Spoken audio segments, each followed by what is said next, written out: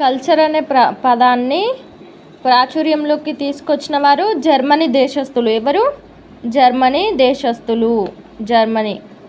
Germany దేశస్థులు అనేవారు culture అనే పదాన్ని ప్రాచుర్యంలోకి తీసుకొచ్చారు. వీరి ఉద్దేశంలో సంస్కృతి అంటే క్రూరత్వ దశ నుండి నాగరికత దశకు ఎదగడం అని అర్థం. ఏ దశ నుండి ఏ దశ వరకు ఎదగడం అనేది అర్థం? క్రూరత్వ దశ నుండి నాగరికత దశకు ఎదగడం అనే అర్థం.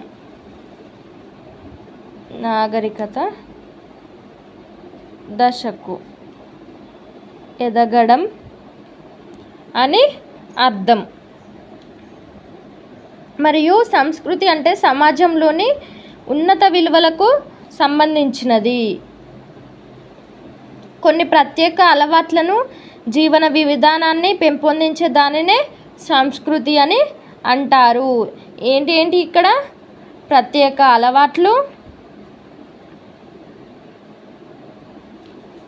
అలవాట్లు, జీవన విధానం వంటి వాటిని పెంపొందించే దానినే సంస్కృతి అంటారు.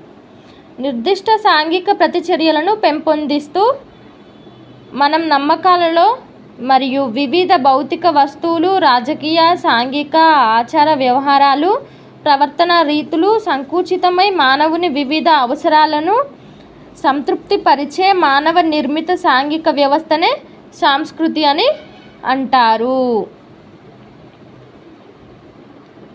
Okay, thank you for watching this video. Please support my channel. Thank you.